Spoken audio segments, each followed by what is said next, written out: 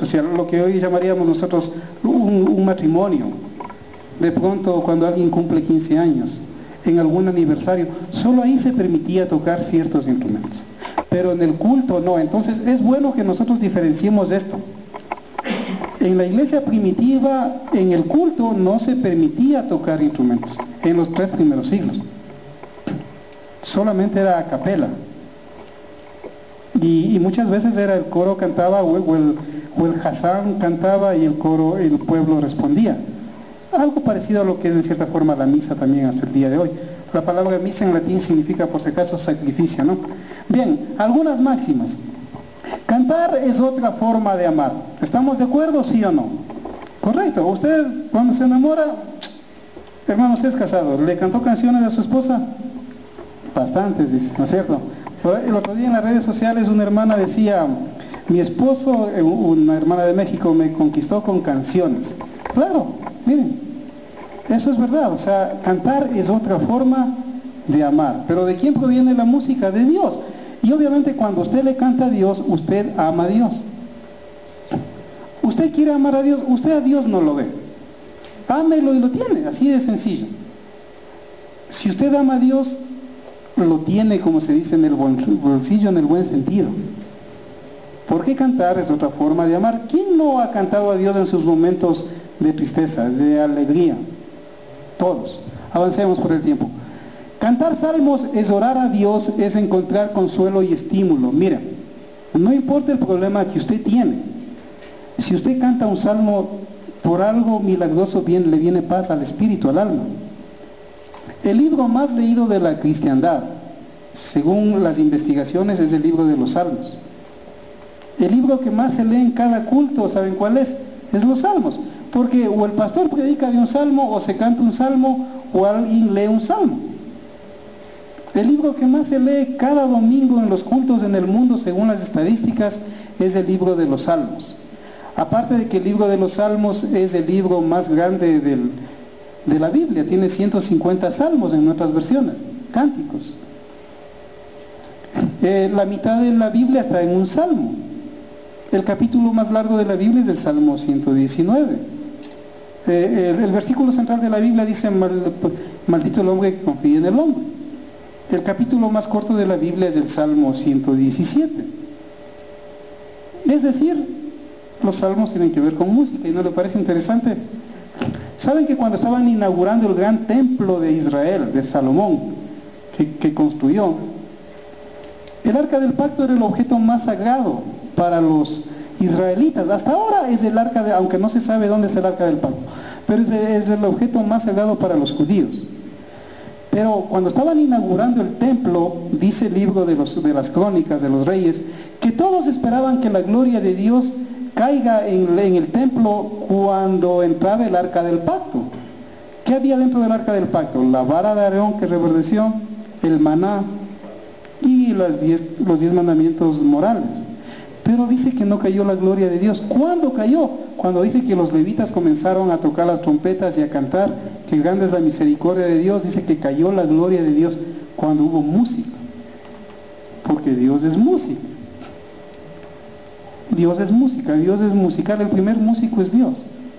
Por eso es que todo ser humano de una u otra manera hace música. Cuando usted habla eso, el músico sabe, eso es melodía.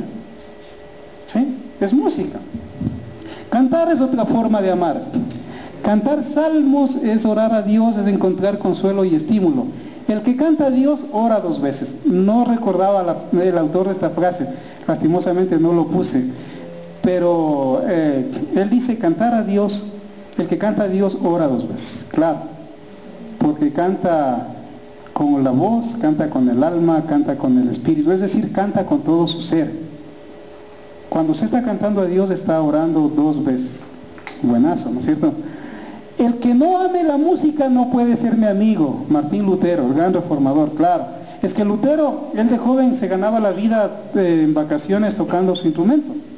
Y tocaba para varias familias y se ganaba su dinero extra para poder sobrevivir, porque su padre y su madre eran bien estrictos cuando él era estudiante. Entonces Martín Lutero, él compuso el famoso himno Castillo fuerte es nuestro Dios, no sé si lo han escuchado, es el himno símbolo de la Reforma. Si usted va a la historia, siempre han habido cánticos en cada época de la historia que han marcado, aún en el Ecuador cuando había esto de las guerras con el Perú, Juan Manuel, Pedro, Carlos, soldados, ¿se acuerdan? Paquilla, todo eso. Siempre hay una canción que motivaba la guerra, que motivaba a luchar por nuestro país. En la era de la Reforma era Castillo Fuerte es nuestro Dios. Era un himno escrito y compuesto y la música aún de Martín Lutero. Y él decía, el que no ama la música no puede ser mi amigo. Ningún cántico puede igualarse a los salmos. Eso lo dijo el gran teólogo Juan Calvino. Correcto, usted puede, mire, cuando usted está bien enamorado le puede cantar a la chica que ama, pero hasta llorar. Pero si usted le compara un salmo, no hay igual. Usted puede cantar a su patria, si se va a España. Sí, puede comenzar a recordar los cánticos del Ecuador. Pero si usted lo compara a un salmo, no hay comparación. Porque el salmo es inspirado por el mismo Espíritu de Dios, el que inspiró la palabra. Los hombres, los agiógrafos, como decimos en teología, o escritores santos, fueron inspirados por el Espíritu Santo. Ellos escribieron. Yo escribí un módulo de teología de la música. Gloria a Dios, me demoré un poco, pero lo hice. Pero yo lo hice en base a lo que dice la Biblia, en base a lo que lo dice la experiencia y mis emociones, el conocimiento. Pero yo no puedo decir que este módulo haya sido inspirado por el Espíritu Santo. Sería una herejía. Lo que contiene textos de la Biblia en mi módulo, eso sí es inspirado, porque la palabra no pierde poder, aunque se traduzca a otros idiomas. Sigamos, por favor. Miren, este dato les puse porque me pareció bien interesante y de pronto ustedes lo ignoran y les va a gustar. Humboldt vino, estuvo por el Ecuador cuando vino a eso con los geofísicos, a esto de la mitad del mundo. ¿Sí? Humboldt, un gran ingeniero geofísico. Y él en un libro que escribe en 1806 dice: extraños estos ecuatorianos, viven tranquilos a las faldas de un volcán, viven pobres en medio de tantas riquezas y se alegran con música triste. Se refería a San Juanito, al Yarabí. El San Juanito, se sabe lo que es el Yarabí, de pronto tengo una idea. Por ejemplo, ese que dice, viviré en el campo. Por acá sí se la saben. En el campo triste, ya, las hermanas así. Segunda de que Yarabí. Ya. Entonces, mire, la música está en todo. Y Humboldt dice que los ecuatorianos son extraños, porque ¿quién dormiría confiado? Un europeo no dormiría confiado a las faldas de Pichincha, ¿no es cierto? Viven pobres, chiros, dicen, en medio de tantas riquezas. Y encima de eso se alegran con una música, pero que da pena, triste. Entonces, en todo lado la música marca. Vamos ahí, a otra frase dice: la música te acompaña al nacer, en la alegría, la tristeza y en todo evento de tu vida. Claro, de pronto cuando usted nace, la primera canción que escucha es la melodía de su mamá. Porque para la mamá no hay niño feo ni niña fea, o sea, el niño es lindo y la niña es linda. Usted puede ir a visitar a un amigo y decirle que lindo el guau, aunque sea parecido al papá, ¿no es cierto? Es feo, pero bueno, no puede por diplomacia decir que feo, lindo el niño, ¿no es cierto? Entonces, cuando uno nace, ¿qué pasa? La primera melodía que escucha es la de la mamá.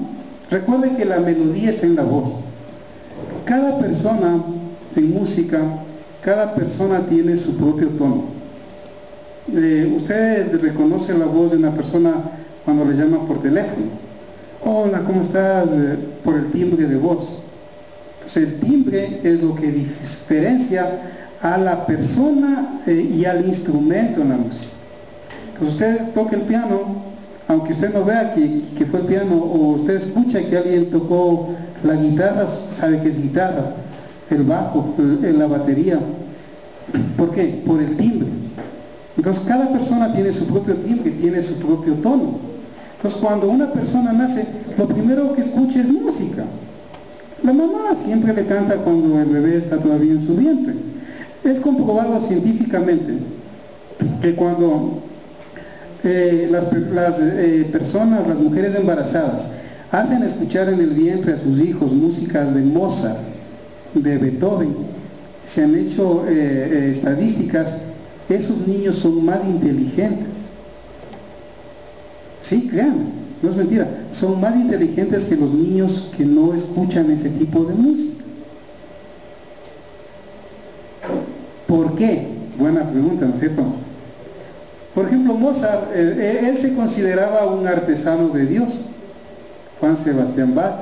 Beethoven, en cambio, era bien peleón, él peleaba con Dios porque como quedó sordo, dice, yo y ellos tenemos unas tremendas peleas en una jaula, decía él.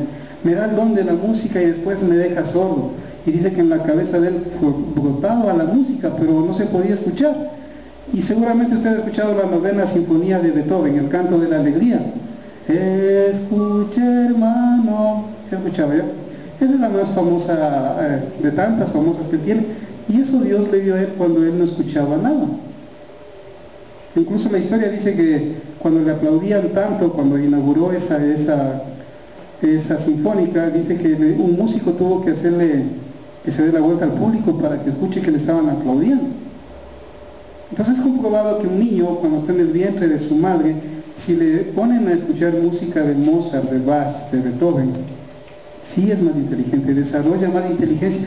Y no es por Bach, no es por ellos, es porque Dios es música. Y miren, no quiero hacer diferencias, pero el músico que es buen músico y que entiende la Biblia, porque el problema de muchos músicos es que son buenos músicos pero no entienden la Biblia. Los levitas eran personas que entendían la Torá, los 613 mandamientos, primerito eran intuidos en eso y de ahí iban a la música. En cambio el músico cristiano generalmente, no todos, pero la mayoría de las iglesias, de pronto sabe lo que es do, re, mi, fa, sol, la, si, sabe la escala musical, sabe ritmos, pero si usted le pregunta algo de la Biblia no sabe. Y ese es un problema. Entonces, el músico que entiende la Biblia y que entiende la música, con todo respeto, pero está en un nivel bien alto, porque Dios es palabra y Dios es música. ¿Sí? Bien, definamos un poquito lo que es la teología, porque de pronto es bueno para algunas personas de acá. Teos es Dios, el que mira desde lo alto. La etimología más antigua dice que Teos o Dios significa el que mira desde lo alto. Por ejemplo, usted tiene un accidente, usted mira para el suelo, Dios mío, ayúdame. No, ¿dónde mira? Inconscientemente. Para arriba, correcto. Porque inconscientemente el hombre sabe que Dios está arriba. Y teología sencillamente es el estudio sobre Dios.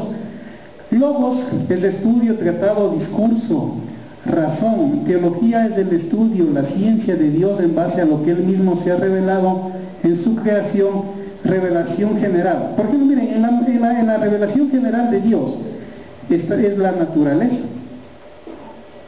Y en la naturaleza hay música. La turba perturba, ¿no es cierto? Pero si usted se va a un bosque hay música, por más que usted quiera estar en silencio, o canta un pájaro, o se mueve un árbol, las hojas, o el viento, y hay música. Entonces, la revelación de Dios está en la naturaleza y está en la palabra, que esa es la revelación especial. ¿Sí? La revelación especial es en la palabra y en la conciencia del hombre también hay revelación de Dios. Por eso es que el hombre desde los tiempos antiguos siempre ha buscado a Dios. El hombre siempre ha sabido que hay un Dios, sea que le llame el Inti Raymi, el Dios Sol, el Dios Luna, el Dios Volcán, siempre ha habido algo en el ser que le dice que hay un Dios. Correcto, entonces Dios se ha revelado al hombre a través de la naturaleza, a través de la palabra, que es lo completo, y a través de su propia conciencia. Un hombre de Dios decía, ¿quieres encontrar a Dios? Búscalo dentro de ti mismo, porque ahí está Dios, decía. ¿En qué sentido? En la imagen que Él puso en nosotros, de Él. Vamos avanzando. La música enamora, eso es algo que yo puse porque es una verdad. O sea, miren, sin las redes sociales hay gente que a veces me escribe a mí por internet y me dice, pastor, ayúdeme o deme un consejo. Le digo, ¿por qué? ¿Qué le pasa? Es que me enamoré de un hombre, dice una chica, en el Facebook.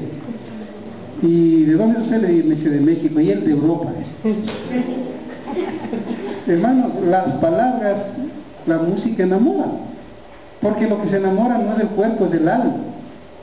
Cuando usted está en una red social y escribe frases, está expresando su alma. Por eso es que hay muchos en el Facebook y en las redes sociales que enamoran a las chicas o viceversa. Porque más adelante vamos a ver lo que es la diferencia entre cuerpo, alma y espíritu. Pero lo que se enamora es el alma, no es el cuerpo. Cuando el cuerpo quiere sexo, eso es otra cosa, pero eso no es amor. En cambio, cuando hay amor, eso es el alma. ¿Y usted cómo enamora? Con canciones. ¿Sí? Hay una frase que creo que está ahí donde dice: desde los tiempos antiguos las mujeres enamoran con las miradas y los hombres con las canciones. Y es verdad, vean las películas mexicanas antiguas, con los mariachis. Si a usted le gusta una mujer, si usted es soltero, y le dio más de 10 segundos a los ojos, quedó atrapada en el alma de ella, se enamoró. ¿Por qué? Porque la música enamora. Yo recuerdo en nuestra época de juventud habían los discos de vinilo, y cuando uno conocía a una chica y se enamoraba, lo típico era pedirle la foto, la imagen, la foto, y regalarle un disco. ¿Por qué? Inconscientemente uno se pregunta ahora ¿por qué? Porque uno en esa canción le dice todo lo que uno siente, y la chica, si está interesada en usted, iba a la casa y escuchaba una y otra vez y se la pasaba escuchando, porque la música enamora, porque Dios es amor. Entonces lo que quiero que capten es que la música enamora y hace todo lo que estamos viendo, es porque la música proviene de Dios, y Dios es amor. Hay tanta convicción en mí al cantar, decía un predicador, como al predicar, y estoy seguro que cuando canto, predico. Miren, era un evangelista de los Estados Unidos, y él decía que a veces, más que en la misma predicación, cuando él cantaba y tenía un mensaje que sea entendible, inteligible, él evangelizaba. Y él cuenta en un libro que yo tengo sobre él, que muchas almas se entregaron a Cristo en los cánticos de él y no en las prédicas. Entonces él terminó escribiendo un libro donde él expone justamente eso, ¿no? Bueno, vamos ahora a un poco la historia del nombre. Del griego musiqué, que significa el arte de las musas. Estas eran las hijas de Zeus, entregadas a las artes como la pintura, poesía, música y danza. La palabra música viene del griego, musiqué, pero note esto, que significa que el arte de las musas. Miren, en la mitología griega, hace siglos atrás, en la época de Cristo, del apóstol Pablo, se creía que habían muchos dioses en el Olimpo. Incluso las olimpiadas que se dan cada 4 años es algo que proviene del monte Olimpo, donde se supone habitaba Zeus. Entonces en la mitología griega, Zeus tenía varias esposas, varios hijos, y había un dios para cada cosa. Por ejemplo, Poseidón era el dios del mar, Apolos era el dios de las artes, Afrodita era la diosa del amor, ¿no ve? Se las saben todas por acá. Afrodita era la diosa del amor. Pero entre los tantos hijos de Zeus habían las musas. ¿Y quiénes eran las musas en la mitología griega? Cuando usted lee los escritos de Homero, ahí dice que las musas eran las hijas de Zeus dedicadas al arte, la pintura, la poesía, pero sobre todo, dice ahí, la máxima expresión de las artes, la música. Por eso es que Beethoven, cuando él escribía, él dice: a mí, cuando yo escribo, se me posesiona una musa, decía él. Y si usted ha visto la película de Beethoven, él va y destruye un puente ahí de un chico que estaba enamorado de la chica que era la copista de Beethoven. Y él le destruye el puente y dice: eso no vale para nada, le dice Beethoven. Y él se enoja el hombre y le dice: ¿con qué derecho me haces eso? Y él dice: el derecho me da Dios. Dice: tú escribes puentes para los hombres, yo escribo música que conecte el alma con Dios. Y él decía: cuando Dios me habla, Dios me grita, y la musa se posesiona de mí, porque la palabra música viene del arte de las musas. De ahí proviene la palabra museo. Cuando se dice vamos a un museo, ahora usted ya sabe por qué. porque eran las diosas del arte. No sé si has escuchado de las gracias alguna vez, o has visto la pintura de las gracias. También en la mitología griega las gracias eran las hijas de Zeus, pero a contrario de las musas, ellas en cambio eran para lo malo, para lo sexual, para premiar a los hombres que obedecían a Zeus. Y la palabra en castellano gracias proviene de gracias, justamente. Interesante, ¿verdad? De ahí proviene nuestra palabra. Sí, lo cogen por el arte de las... Por eso es que incluso la mayoría de los judíos ortodoxos, miren, la mayoría de los judíos ortodoxos no mencionan la palabra gracias, porque los judíos ortodoxos abominan lo que es la mitología. ¿Sí? Entonces, cuando usted va con un judío ortodoxo, si usted le dice gracias, él no le dice gracias. Entonces, ¿y cómo así? Qué mal educado. Ahora usted entiende por qué. Porque en la mitología griega las gracias eran hijas para el pecado. Y de ahí proviene nuestra palabra castellano gracias.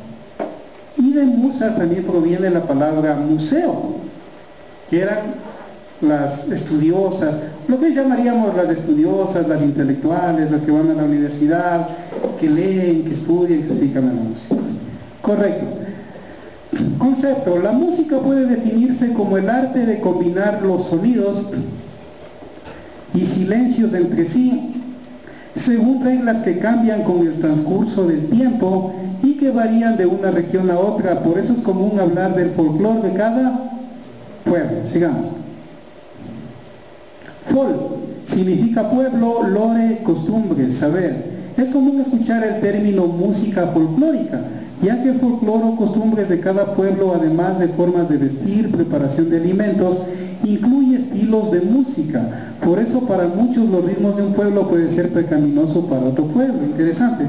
La palabra folclore quiere decir costumbres, estudio de las costumbres. Cuando usted se va a Otavalo, de pronto ve a hombres con sandalias, con pelo largo, de pronto hay un tipo de comida, ¿sí? Si se va a un pueblo, de pronto, si se va a Chimborazo, yo recuerdo una vez me invitaron a un culto donde los hermanos indígenas, justamente a estudiar algo de teología. Y hubo el culto, pero qué barbaridad, esos hermanos sí que cantan 2 horas, y solo San Juan. Ahí no están que la única razón de mi adoración y eres todopoderoso, nada, ahí es San Juan, San Juan y San Juan, y son felices, porque ese es su estilo de música folclórica. Correcto. Entonces, cuando el evangelio llega a una comunidad, también obviamente influye la música. Entonces la gente que escucha el mensaje quiere adorar a Dios, pero obviamente no le gusta de pronto las baladas, le gusta el San Juan, como en Chimborazo. Entonces ellos ¿qué hacen? Componen su propia música, tienen su propio folclore.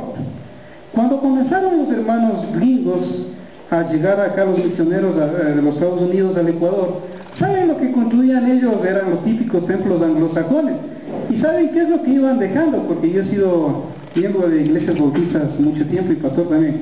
El típico piano.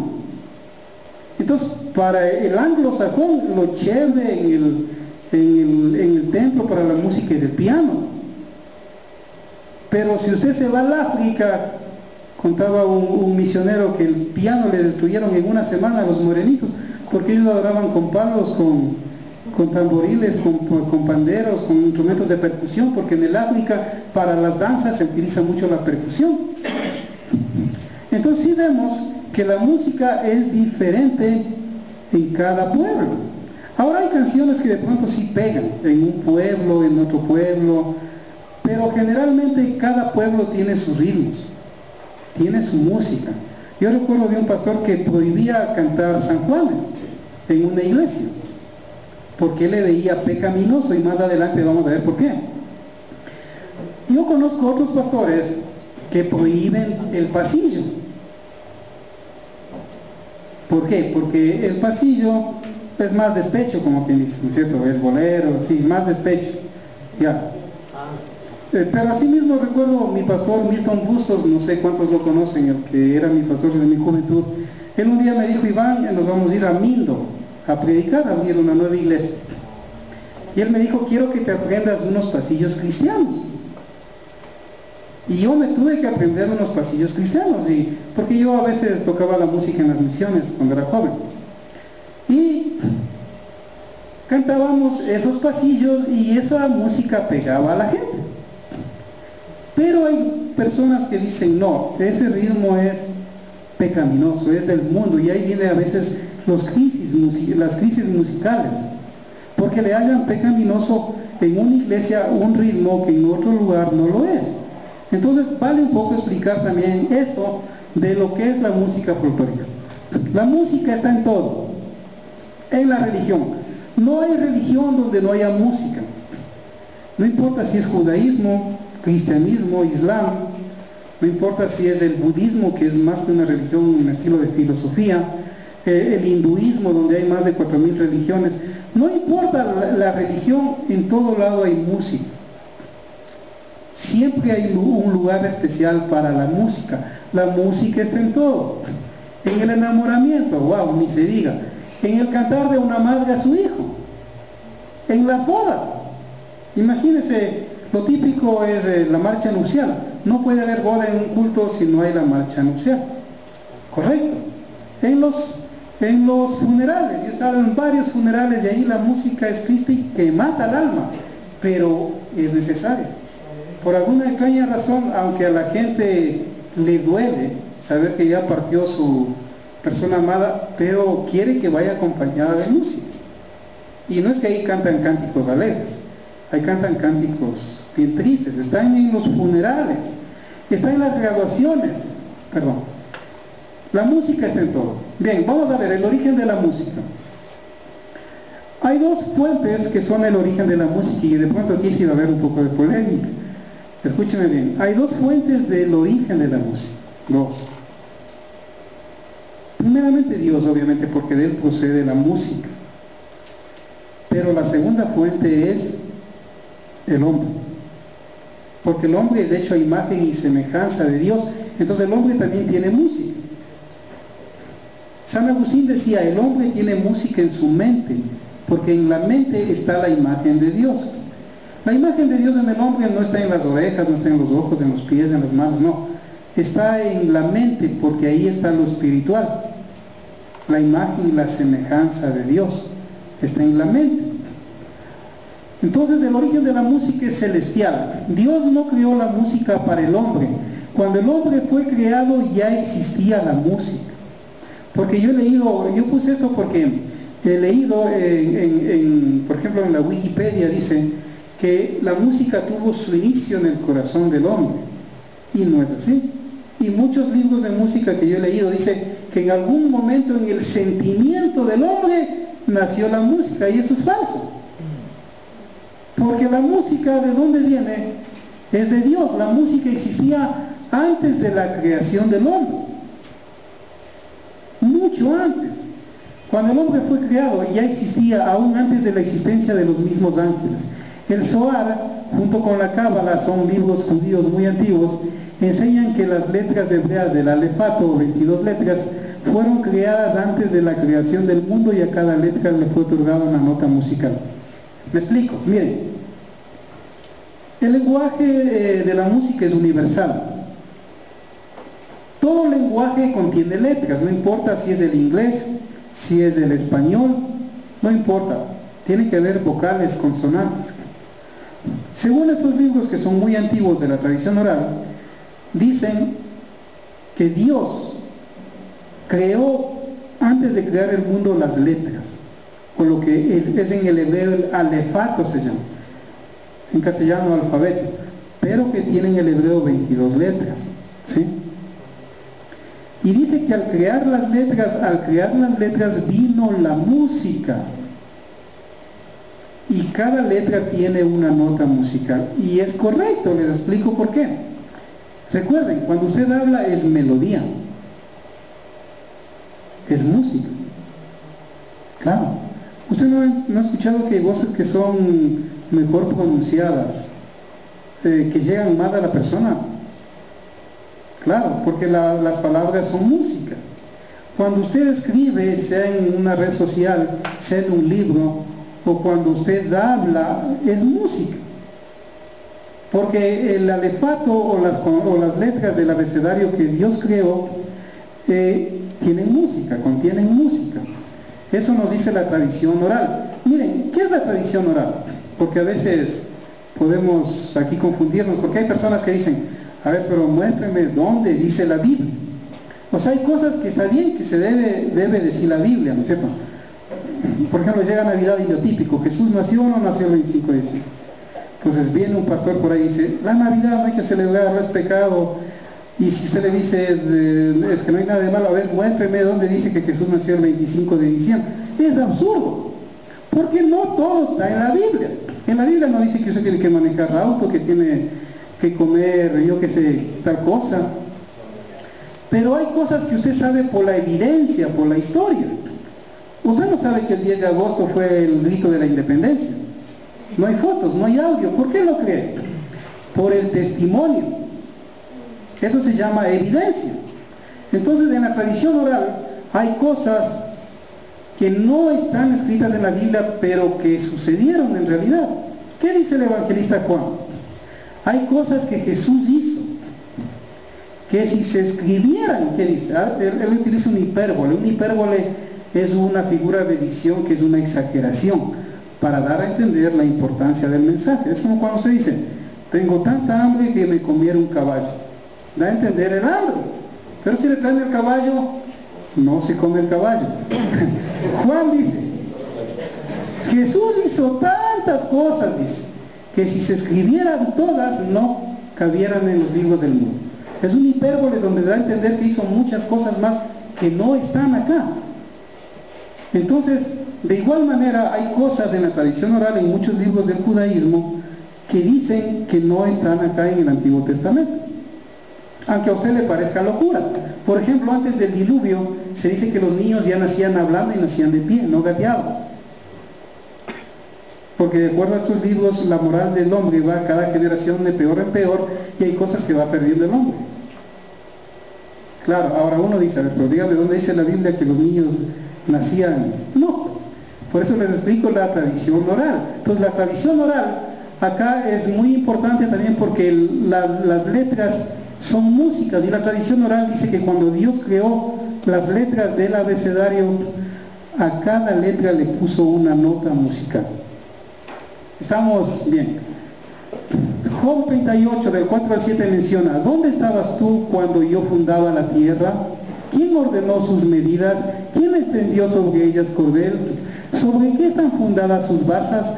Cuando las estrellas todas del alba alababan, miren lo que dice, cuando las estrellas todas del alba alababan y se regocijaban todos los hijos de Dios. Es decir, la Biblia ya nos habla de que la música existía antes de la creación del hombre. ¿Recuerdan cuando Job dijo, si tuviera a Dios cara a cara, le diría, ¿por qué me permite tanto sufrimiento siendo yo un hombre justo?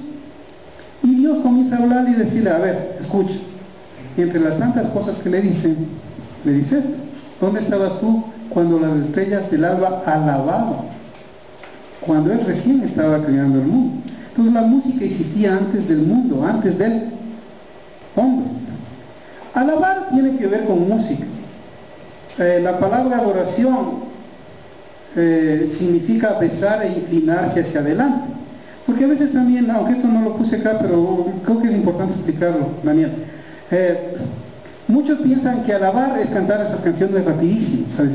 Vamos a alabar a Dios y comienzan, eres todo poderoso, y después dicen, ahora vamos a adorar y comienzan, seguirte solo a ti. No, eso es un concepto equivocado de la música en la Biblia, porque la música bíblicamente es parte de la adoración, no son baladas lentas, tristes y melancólicas.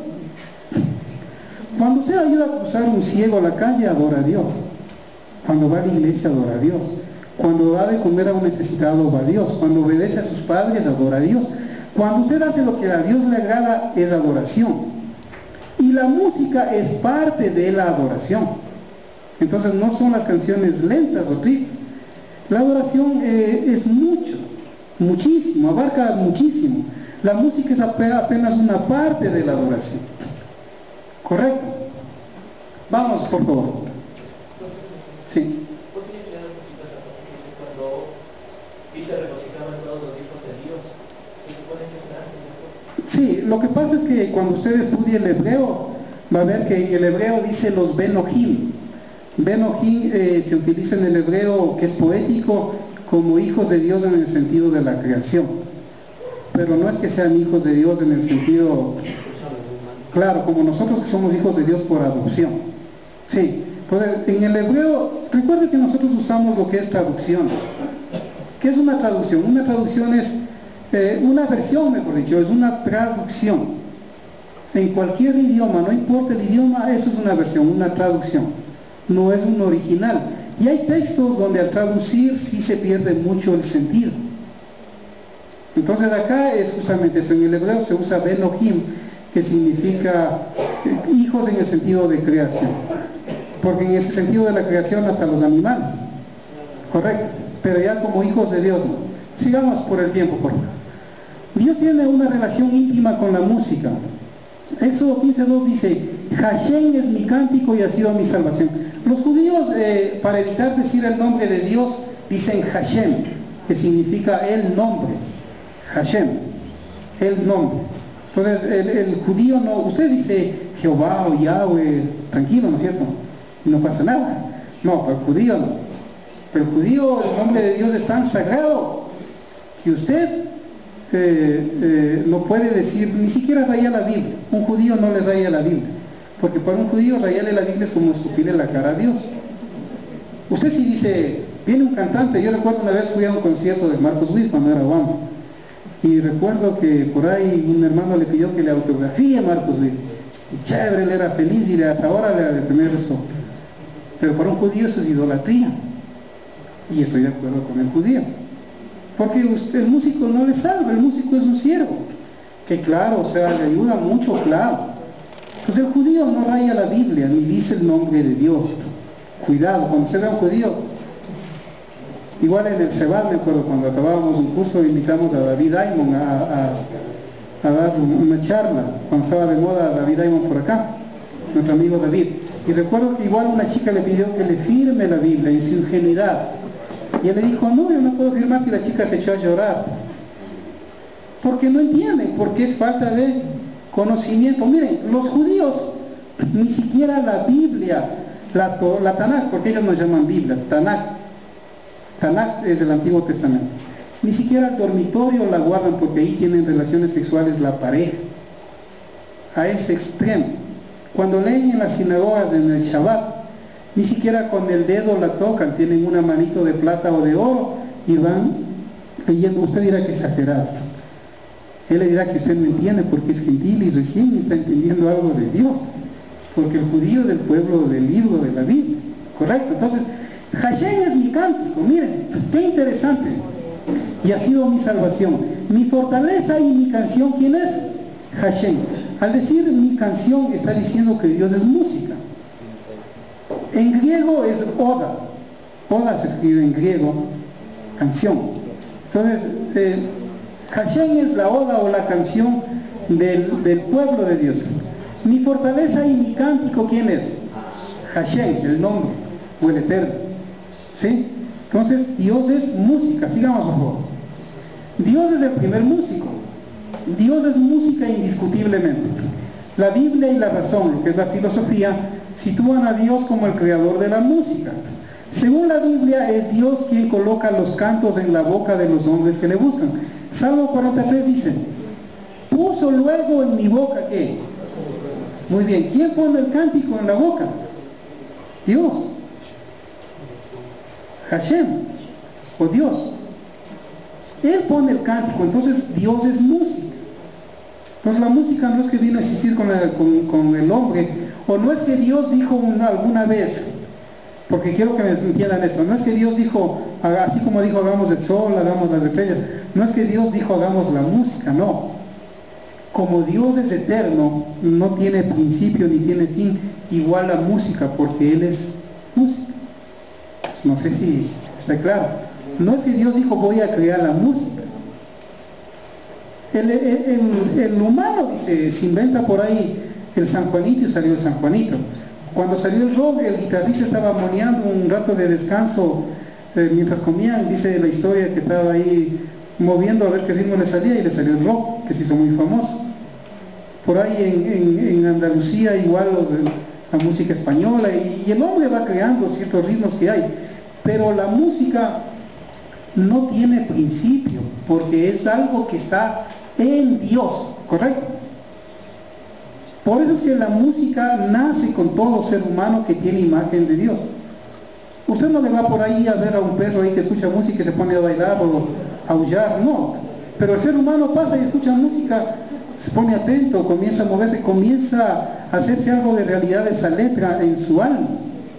¿Por qué? Porque Dios es música. Sofonías 3:17. El Señor está en medio de ti como guerrero victorioso, se deleitará en ti con gozo, te renovará con su amor, se alegrará para ti. ¿Con qué? Con cánticos. ¿Se encuentran? Jehová está en medio de ti, poderoso. Él dice, se gozará sobre ti con cánticos. Es decir, Dios canta. Y en Zacarías, no recuerdo el texto, no lo puse ahí, pero ahí dice que Dios toca trompeta. O bueno, no de cuánto la trompeta, como usted se imagina, de metal, así, no. O sea, pero dice que aún Cristo cuando venga vendrá con voz de mando, con voz de arcángel, con voz de ¿qué? De trompeta. Entonces Dios es músico, Dios, por ponerlo así, Dios toca instrumentos y Dios canta, porque es parte de su naturaleza la música. Algunos han descrito su voz como el sonido de muchas aguas, otros como truenos y otros como sonidos de trompetas. Lo único seguro es que Dios debe poseer una voz incomparable. Sigamos. Origen humano de la música. Bien, aquí sí la fregamos, porque todo lo de Dios es bueno. Lo del hombre es el problema. Se remonta a 7 generaciones después de Adán, con Jubal, el hijo de Lamec y Ada. Según Génesis 4:19-21, fue encargado de crear varios instrumentos musicales, como son la lira, el quinol, la flauta, el ugab. En la época de los patriarcas de la era mosaica, los jueces, los reyes, ya existían expresiones musicales acompañadas de ritmo, melodía y además sentimientos en sus letras. Entonces, Jubal es el primer músico que menciona la Biblia. Ahora eso no significa que no haya habido antes música. Quizás Adán le cantaba a él, o sea, quizás no está en la Biblia, pero posiblemente. Pero el texto dice que el primer músico, ¿quién fue? Jubal. Sigamos. El origen humano de la música. La música es un lenguaje. Es un lenguaje que habla al espíritu, alma y cuerpo por medio de melodía, armonía y ritmo y otros componentes importantes en la música. Esto se puede ver en las emociones y movimientos que surgen tanto en el hombre interior como exterior. Causa emociones, efecto que lleva a la acción, sea espiritual o material. La palabra emoción en el latín significa efecto que lleva a la acción. Cuando usted escucha una canción, ¿no le ha pasado que toma valor para hacer algo? Un borracho. Cuando una persona está borracha, ¿qué pasa? Pierde. Y la música influye. O aunque usted esté cuerdo, si usted escucha canciones, mire, uno va en el bus, y ahora es muy normal que vayan casi todo el mundo, con los celulares y con los oídos, los audífonos. La mayoría va escuchando música, muy pocos van escuchando quizás sermones de HCJB o de la BBN. La mayoría va escuchando música. Entonces la música influye y la música causa no solamente emoción, sino que después de causar emoción, causa una acción. ¿Correcto? En las guerras se utiliza música para influenciar a los soldados a matar. En las bodas se utiliza música. En la política, para que usted vote por algún político, influye la música.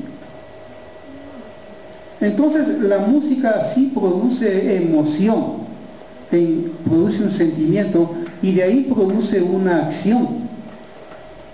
Pero aquí es el problema, a veces son acciones buenas y a veces son acciones malas. Vamos. Algo de la notación musical. Si no hay alfabeto, no hay comunicación. La música contiene su lenguaje. El hombre a través de los siglos incluso ha impreso los sonidos con notación para transcribir la música. En Egipto habían jeroglíficos sagrados, entre los mesopotámicos también.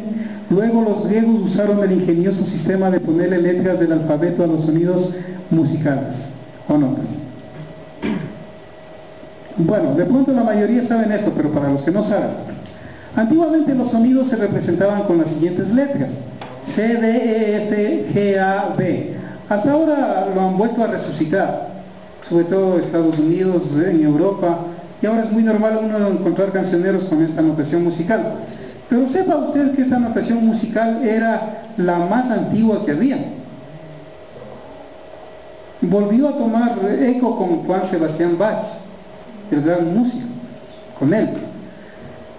Hoy todavía hay pueblos que las usan. Un monje benedicto llamado Guido de la ciudad de Arezzo, en Toscana, en el siglo XI, imaginó sustituirlos con las primeras sílabas de la primera estrofa del himno a San Juan Bautista. Ya, ahí usted ve una estrofa del himno a San Juan Bautista. Este himno fue escrito en el siglo VIII por un diácono de una iglesia. Qué interesante, por un diácono de una iglesia. Él escribió un himno a San Juan Bautista. Y él dijo, como era obviamente religioso, dijo, bueno, las letras de las notas musicales son letras griegas. ¿Qué tal si mejor le ponemos mejor las sílabas de la primera estrofa de un himno? Eso lo dijo Juan, eso lo hicieron en el siglo XI. Recuerda que el himno fue escrito en el siglo VIII, pero en el siglo XI se le ocurre a Guido de Arezzo tomar Jud, Re, Mi, Fa, Sol y La. Hasta ahí lleguemos, después les explico lo de abajo. Y ponerle nombres. Entonces la letra Do antiguamente se llamaba Jud. Y es más, hasta ahora en lugares como Francia no se utiliza el Do, en ciertas partes de Francia se utiliza todavía el Jud, que es la nota antigua original. Entonces, ¿de dónde vienen las notas de la escala musical? De una estrofa escrito en el siglo VIII a San Juan Bautista: Jud, Re, Mi, Fa, Sol, La, Si. Por aquí tengo la traducción en latín para leerles si es que gustan anotarlo. Dice así, la primera dice: para que puedan exaltar a pleno pulmón las maravillas estos siervos tuyos, perdona la falta de nuestros labios impuros. Eso dice ese himno del siglo VIII. Y de ahí es tomado los nombres de las notas. Jud, Re, Mi, Fa, Sol, La. De ese himno, les repito. Para que puedan exaltar a pleno pulmón las maravillas estos siervos tuyos, perdona la falta de nuestros labios impuros. ¿Sí? Por eso es que el Sol tiene que ver con perdón, el Mi tiene que ver con maravillas. Es muy interesante cuando uno se pone a estudiar eso también. En cambio, la sílaba Si se formó de las iniciales de San Juan Bautista. En el latín la J es I, en el latín. Y ahí viene Si. Usted en vez de la J póngale la I. Por ejemplo, yo me llamo Iván, pero en latín yo soy Juan. ¿Me explico? En ruso también soy Juan. Iván o Juan significa lleno de la gracia de Dios. Usted ha entrado a una iglesia católica y no ha visto en el crucifijo que dice INRI. Y se dice, pero ¿por qué si es Jesús Nazareno, rey de los judíos? Fácil, porque en el latín la J es I. Entonces el músico dijo, bueno, la última nota se va a llamar en honor al himno de San Juan, y le puso Sí. Entonces, aún en la música usted va a ver que no hay coincidencias, Dios tiene el control. Aún en la música está lo religioso, aún en la escala musical. Vamos, por favor, en la siguiente. Bueno, nos faltó una, ¿no? Creo que dejó a Andoni explicar el Do. Bueno, no está ahí. Ya, Juan Doni explicó, él después de un tiempo le cambió, en vez del Jud, le puso Do. Juan Doni. Ahora, muchos creen eso, pero personalmente yo no creo eso. Pero si ustedes buscan en la internet, la mayoría dice eso. Que Juan Doni, un sacerdote católico, para hallarlo más fácil para el solfeo, le puso Do. Do, re, mi, fa, sol, la, porque termina en vocal. Pero según los libros más antiguos de la antigua Roma, dice que le puso Do por el domingo. Porque en latín dominus o domingo significa el día del Señor. Porque Jesús resucitó el primer día de la semana. Entonces posiblemente, y es lo que yo creo, que puedo estar equivocado porque hay esas dos propuestas, que Do viene de domingo, o puede venir de Juan Don, también es muy posible. Vamos a ver. Bien, las consecuencias del pecado en la música. Esto es importante en teología de la música, ya que hemos puesto algunas bases. En Romanos 8, 19 a 23 dice, porque todos sabemos que la creación, ¿qué dice? Gime. A una con esos dolores de parto hasta ahora, y no solo ella, sino que también nosotros mismos que tenemos las primicias del Espíritu, nosotros también gemimos dentro de nosotros mismos. ¿Qué está dentro de usted? El alma, el Espíritu. Esperando la adopción, la redención de nuestro cuerpo. Miren, escúchenme bien esto. El ser humano tiene tres partes: cuerpo, alma y espíritu. Recuerden que la imagen de Dios no está en el cuerpo, está en el alma, está en el espíritu, ¿correcto? Ahora, en el alma, el momento que hubo pecado, que vino a haber el pecado, en el alma humana vino a existir la tristeza. En el mundo vino a existir también las tristezas. De pronto las flores son hermosas, pero tienen espinos. ¿Correcto? Entonces, la creación gime. No es que cuando Adán cayó en pecado solo se dañó una parte de la creación. Todo se dañó, todo. O sea, no hay parte que no haya quedado manchada por el pecado. Sigamos.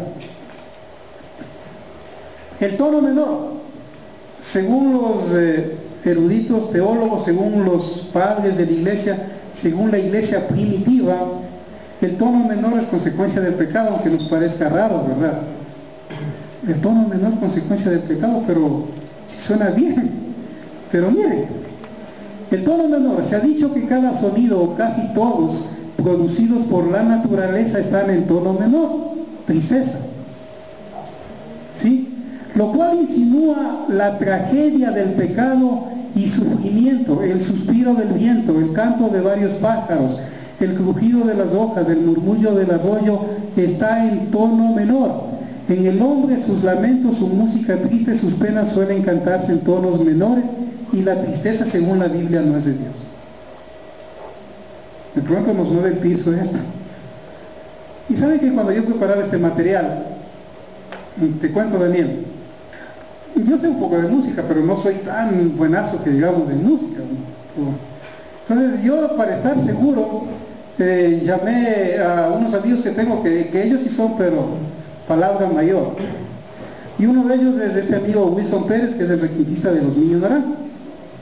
Él es cristiano. Y yo le digo, oye Wilson, sácame de una duda, digo, estoy preparando un módulo de teología y el tono menor está en la Biblia como consecuencia del pecado. Y él me dice, ¿sabes qué, Iván? Me dice, tienes razón, porque yo en mi estudio, dice, cuando vienen a grabar y pongo pajaritos, pongo que suenan los ríos, cierto, ese es todo tono menor, o casi todo, o sea, porque hay ciertas aves que sí lo hacen en tono mayor.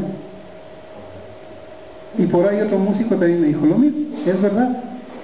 Toda la música que produce ciertas aves, en tono menor, las hojas, los sonidos de los ríos, porque la naturaleza, a consecuencia del pecado, también vino a ser influenciada en la música, porque en la naturaleza también hay música. Y recuerdan lo que dijo Humboldt: extraños estos ecuatorianos, ¿se alegran con qué? Con música triste. Cuando usted escucha la música de pronto de nuestros hermanos de color, morenos, la música de ellas también es triste en la antigüedad, porque eran esclavos. Cuando usted está triste, se dice que en la Biblia las máximas expresiones de dolor del alma son ay, ay, ay. ¿Sí o no? Usted nunca dice ay, ay, ay o ay, ay, ay, ay. Siempre, por alguna extraña razón, cuando usted tiene un dolor inmenso en su alma, cuando alguien le ha traicionado o le ha pasado algo doloroso, ay, ay, ay. Porque aún ahí está la Trinidad. Aún en la música está la Trinidad. El corazón, claro. El chunguito, chungo en quichua es corazón, para los que no saben, ya. Ahora, el dolor está en el tono menor y eso es una gran verdad. Si usted canta solamente en Cristo, solamente en Él, tono mayor. ¿Sabe que hay iglesias, y ahora de pronto usted va a entender a los misioneros de los Estados Unidos? Hubo una época que aquí en el Ecuador se prohibían los cánticos en tono menor, justamente lo que hablábamos antes. Pero uno puede decir que está loco el hermano. No, porque para muchos de ellos en las iglesias se debe cantar por la redención en tono mayor. Ahora yo no digo que usted haga eso, quiero que entienda, o sea, esta es una clase donde estamos aprendiendo nada más y cada quien es libre de hacer lo que gusta. Pero en muchas iglesias obviamente se prohíbe el tono menor justamente por eso. Porque aunque muchos digan que Dios te permite la soledad y de pronto la permite, la soledad no es divina, es consecuencia del pecado. ¿Sí? Hoy hay muchos solteros, como yo les digo en el Facebook, les molesto a los solterones ahí. Dicen, ay, que Dios hermano quieres que estés soltero. Falso. ¿Por qué? Porque la soledad no proviene de Dios. Si hoy hay muchas solterías por elección, porque el hombre en su libre albedrío decide estar solo, o porque es muy escogedor, o porque espera el príncipe azul, o porque espera a la princesa y se fija en el físico y en los títulos y de pronto, pero no es que Dios quiere que esté así, porque la Biblia es bien clara, que quiere casarse, cásese, no peca. Que no quiere casarse, no se case, no peca. ¿Me explico? Entonces la tristeza, la soledad no proviene de Dios, aunque le digan que sí, eso es falso. No proviene de Dios. Y el tono menor, el lamento, según la Biblia, es una consecuencia del pecado. Correcto, vamos a ir. Por el tiempo, vamos a ir. El tono mayor habla de gozo, alegría, redención. Se oye su sonido en la alegría que da el Espíritu Santo. Durante el milenio será el tono sobresaliente como en los nuevos cielos. El canto mensaje de un momento. Algo se perdió en la música del hombre en cuanto a eso que se menciona. Algún rato, ojalá, si se vuelve a dar otro taller, ahí podemos un poco más profundizarnos en lo que es eso, melodía, armonía, ritmo, lo que es las notas. Sí, porque es muy interesante. Cuando estamos hablando de notas hablamos del acorde, ¿verdad? Claro, es que cuando hablamos de nota hablamos de acorde, claro, acorde. O sea, el acorde, para los que no saben, está compuesto de 3 o más notas, el acorde.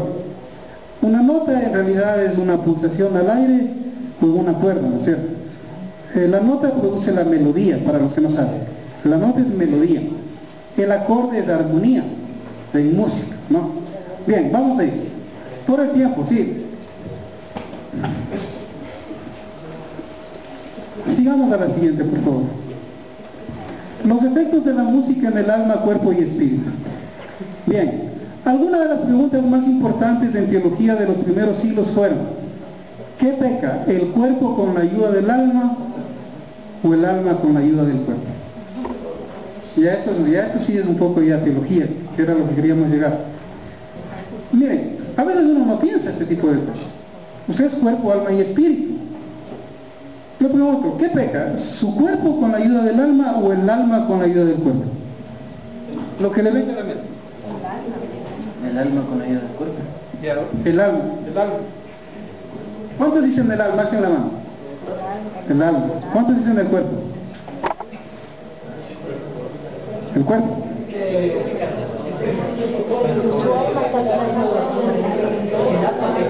Ya, el alma que pecare, esa morirá. Ya. Miren, escuchen.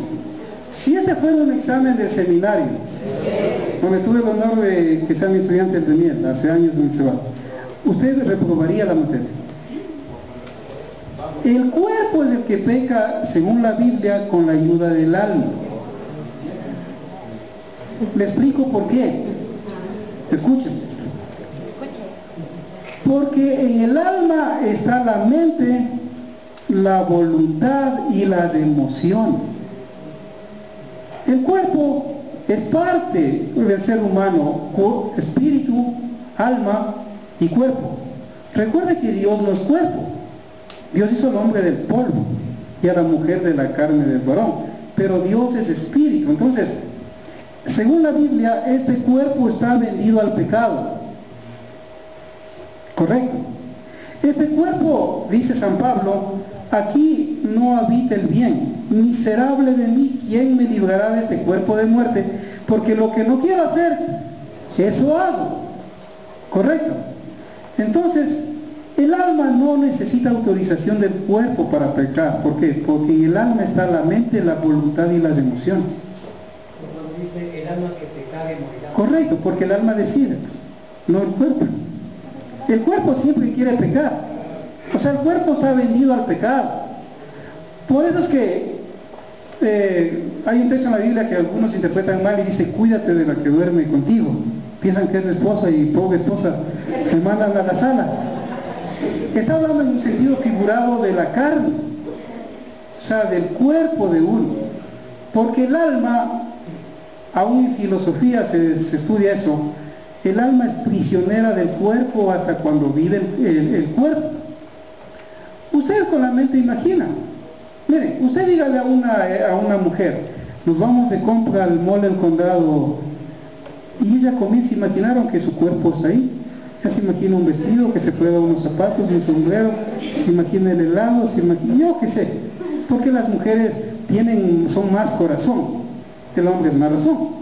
Ahora, miren, el alma es la que puede volar, pero no puede hacer muchas cosas porque está aprisionada al cuerpo. Entonces cuando el cuerpo muera, el alma y el espíritu salen, porque el alma y el espíritu no mueren, son eternos, a diferencia del cuerpo que sí muere. Por eso es que Dios dice que la persona debe morir para volver a resucitar sin pecado, porque el cuerpo está vendido al pecado. Este cuerpo que usted tiene ahí, ese siempre quiere pecar. O sea, si el cuerpo decidiera, siempre estuviera en pecado y nunca buscaría a Dios. Porque la concupiscencia, según la Biblia, mora en el alma, pero más en el cuerpo. ¿Qué Juan dice el alma que pecare morirá? Correcto, porque el alma decide, no el cuerpo. No sé si me... Que aunque esté muerto vivirá. Correcto, el que cree en mí, aunque esté muerto vivirá, obvio. Pero mire, el alma decide. El alma decide. Yo estoy viendo ahorita al hermano Fernando, por ejemplo, su cuerpo, pero su yo es del alma. Los sentidos en realidad son ventanas del alma. Muchos dicen los ojos son el espejo del alma. En parte sí, pero en realidad los sentidos del alma son los 5 sentidos, son las ventanas del alma.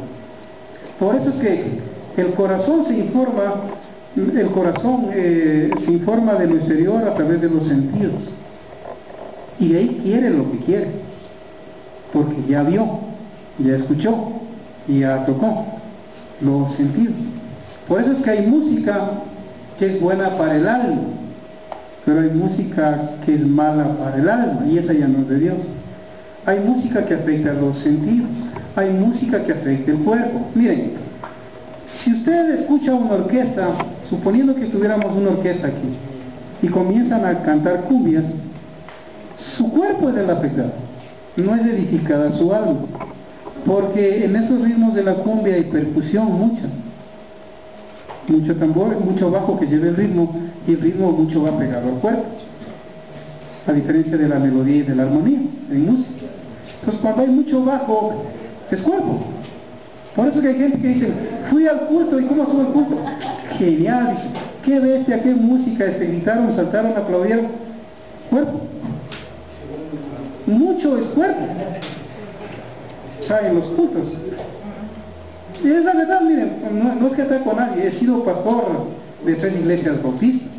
maestro de teología, he estado en algunos lugares, sé de lo que hablo, he sido músico, no es que ataco a nadie, es nuestra realidad, porque a veces necesitamos aprender. Entonces cuando uno va a la iglesia y dice, ¿qué ves de aquí alabanza? Dice uno, muchos dicen así, y de pronto es bueno, no digo que no, pero mucha de esa música en realidad es música que o motiva los sentidos, o motiva el cuerpo. O dicen, salta, salta, salta para Cristo. ¿He escuchado? Yo no sé ni quién la canta y no estoy contra el que la canta, pero yo escuché una vez, salta, salta, salta para Cristo, salta, salta, salta para Dios. Teológicamente eso motiva el cuerpo, no el alma. Porque es como decir, Jesús me dijo, ¿sabido? Que él le dijera a las abejas. Usted vaya a ver en las discotecas, bailan con las abejas. De Juan Luis Guerra, yo lo admiro mucho, es un hombre que creo que ama a Dios. Pero pongo un ejemplo ya en clase. Entonces, las avispas. Ya, usted canta las avispas, esas canciones las cantan en iglesias cristianas, pero esa misma canción las bailan los viernes en las discotecas. Entonces, si usted aprende teología, Biblia y música, va a entender que esa música para nada le llega al Espíritu de Dios. Aunque usted humanísticamente diga, qué chévere, qué bestia, cantada por un famoso, o sea, no, a Dios no le va ni le viene eso. Tiene que ser música que le edifique el espíritu, que glorifique a Dios. Entonces, hay música que motive el cuerpo. Por eso yo les decía rato, ¿qué peca el cuerpo con la ayuda del alma? O el alma con la ayuda del cuerpo, para explicar este punto. El cuerpo está vendido al pecado y todo lo que es pecaminoso y mueve los sentidos, lo sensual, atrae al cuerpo. Comida, bebida, sexo, desenfrenado de corazón. Bien, sigamos en la anterior, por favor. Bien, la música puede equilibrar el espíritu o contener pasiones que lo desequilibran. Miren, si usted escucha música que tenga melodía, armonía, correctamente, ritmo, incluso la música clásica era mucho de eso. Bach decía, yo soy un siervo de Dios, soy un artesano de Dios. Mozart. Esa música le da paz al alma, paz al espíritu. Los salmos, los himnos antiguos. Nada te turbe, nada te espante, quien tiene a Dios nada le falte, dice uno de los más famosos himnos de la iglesia primitiva. Eso le da paz al espíritu, cuando hay esa melodía, esa armonía, ese ritmo, letra. Pero cuando es música que motiva los sentidos ya va directamente al cuerpo. Y eso, aunque usted diga Dios está ahí, el espíritu me tocó, no es así, es su emoción. Otra parte, hay música para los sentidos son las ventanas del alma. Sigamos, por favor. Debemos entender claramente que hay una parte espiritual y otra material. Si esa música contiene mensaje bíblico y edifica, mueve el espíritu y motiva el alma a las cosas divinas. La carne siempre tiende al pecado y hay música orgásmica, tanto en su contenido rítmico como de letra que motiva los pecados del cuerpo. Miren ustedes el reggaetón y mucha música que hoy hay. Muévelo, muévelo. ¿Qué le dice? ¿Mueve el alma? No. Claro, claro.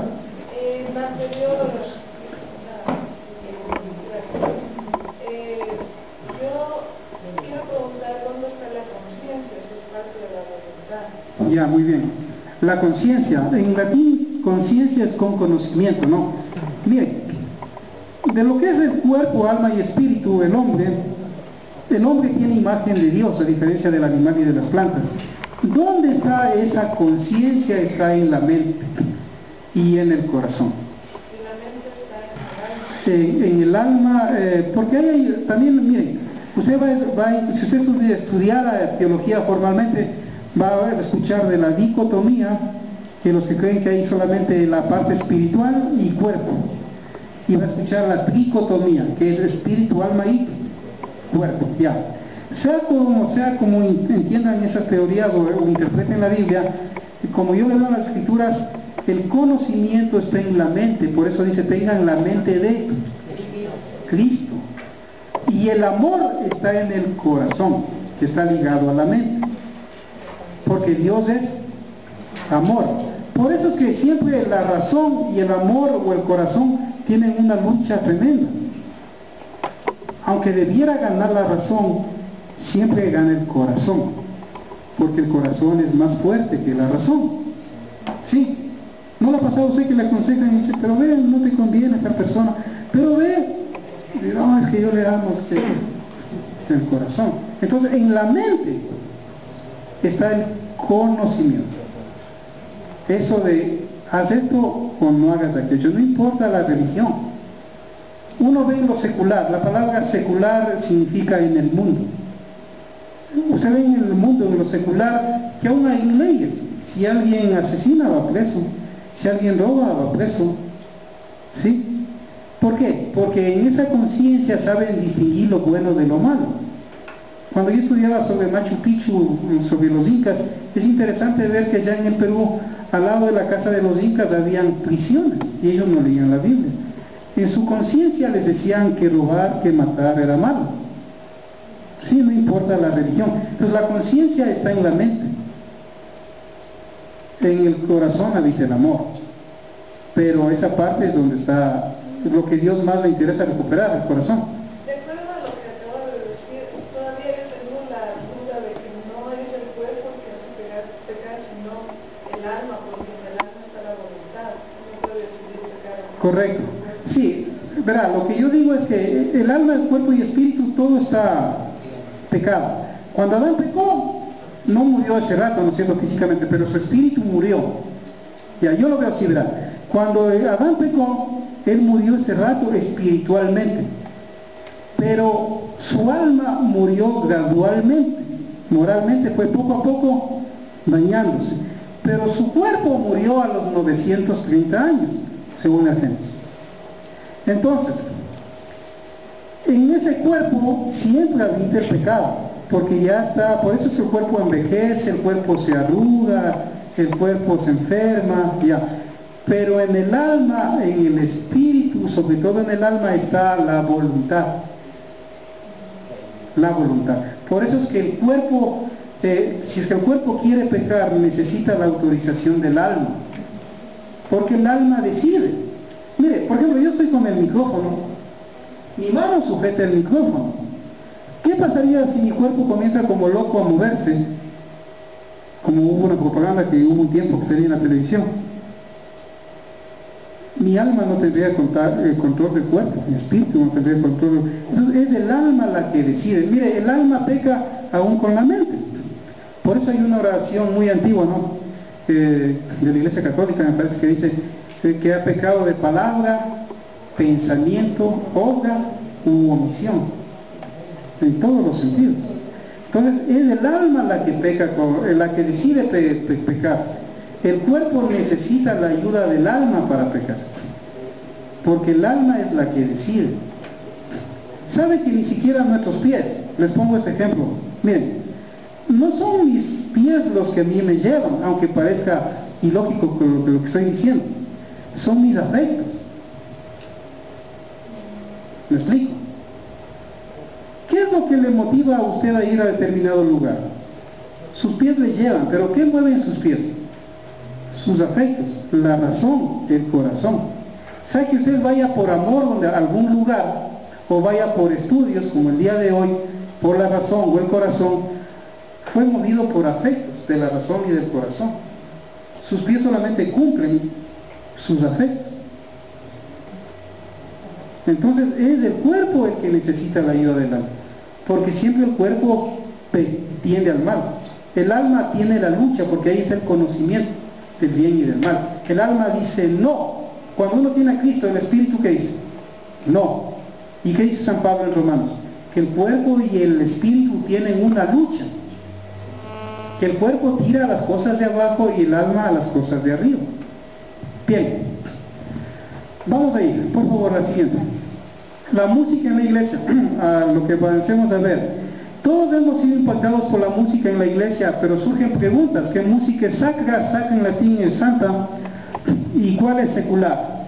¿Qué pasa con los estilos modernos populares y cómo saber cuál es la música apta para tocar y cantar en la iglesia? ¿Y cómo saber en las diferentes sociedades, pueblos y subculturas cómo cantar a Dios? Sigamos con la siguiente. Funciones bíblicas de la música. Hablamos ahorita de la música en la iglesia. Sí, hay dos funciones bíblicas importantes, que son ¿cuál? La devocional, que es cuando cantamos, adoramos, alabamos, porque todo ser humano, ¿no se ha preguntado usted por qué necesita cantar en la iglesia? Siempre en la liturgia es el conjunto de ritos que el hombre hace para acercarse a Dios. En la iglesia católica van, se santiguan, se sacan el sombrero, usted acá viene, se arrodilla, ora. Todos esos ritos es la liturgia. El sermón, cuando usted da las ofrendas, cuando usted da un especial, y cuando canta es parte de la liturgia. ¿Sí? Cuando canta es parte de la liturgia. Esa es la parte devocional. Usted llena su alma, sacia su alma al momento que usted está cantando a Dios. Siente paz, ¿no es cierto? Si es que usted es un adorador, adora a Dios, usted siente paz. Esa es la parte devocional. Si hay una campaña evangelística, en cambio, a veces hay algo profético, es decir, hay un mensaje para el incrédulo, para el inconverso. ¿Por qué? Porque con la música usted también aprende. Hay una canción bien famosa en México que se llama Eran 100 ovejas, no sé si ha escuchado. Eran 100 ovejas que ya viene el rebaño. Y mucha gente, según este pastor que escribió este himno, mucha gente vino a los pies de Cristo con ese canto. Entonces, en el cántico, en la música de la iglesia, adoramos, alabamos en lo devocional, pero también hay algo profético. Profético en el sentido de que hay un mensaje. Es decir, usted anuncia el evangelio. O de cierta forma también instruye con la palabra de Dios. Sigamos, por favor.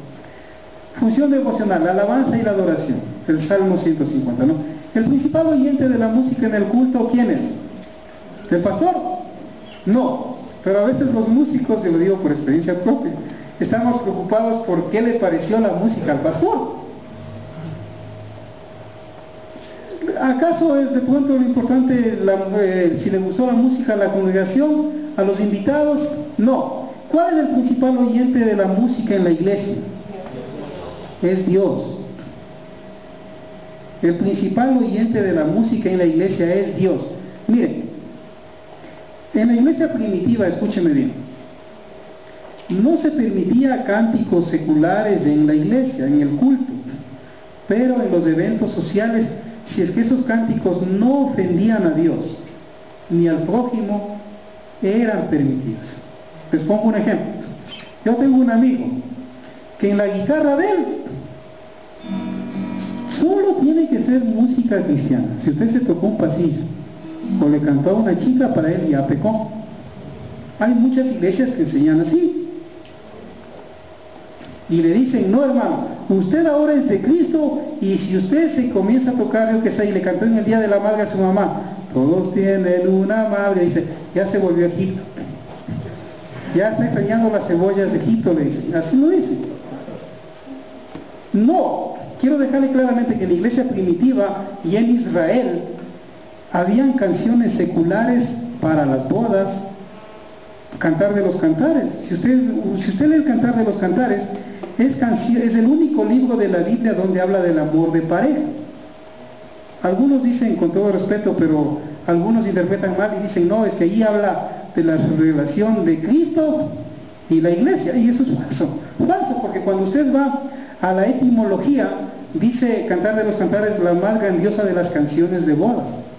Y cuando usted lee el Cantar de los Cantares, ya con una hermenéutica, que es interpretación de la Biblia, usted se encuentra con textos así, que a mí me dan chiste, pero les comento. Por ejemplo, en ese tiempo compararle a una mujer con un piropo, como la yegua de Faraón, era guau. Ahora usted diga la yegua a una mujer, le pega. Pero si usted en el Cantar de los Cantares le dice, a la yegua de Faraón te he comparado, amada mía, le dice Salomón. Entonces usted no puede decir que ahí Cristo le está diciendo a la iglesia yegua. O cuando dice, tu ombligo es un tazón de leche. Wow, ¿será que Cristo le está cantando al ombligo de la iglesia? O cuando le dice, tu lengua es más sabrosa que las manzanas, disculpen, pero está en el texto. Es decir, hermanos, en la Biblia, en el concepto correcto de la interpretación de la Biblia, Antiguo Testamento y la iglesia primitiva, Solo en la iglesia era prohibido cantar a otras cosas, solo a Dios. Pero si había un evento familiar, social, donde ameritaba música, porque no hay, miren, puede ser el evento más chimbo, como decimos en el Ecuador, de los más chidos, pero hay música. Puede ser bajo el cielo estrellado o bajo un techo dorado, pero hay música. O sea, que vayan mariachis o vaya solo un amigo con guitarra, hay música. Entonces, la música secular, no vamos a alcanzar a ver por el tiempo, pero también está en la Biblia. Dice que habían canciones para momentos de tristeza, habían canciones para las borracheras. No es que Dios permita ahora la borrachera, pero en la Biblia dice que habían canciones para las borracheras.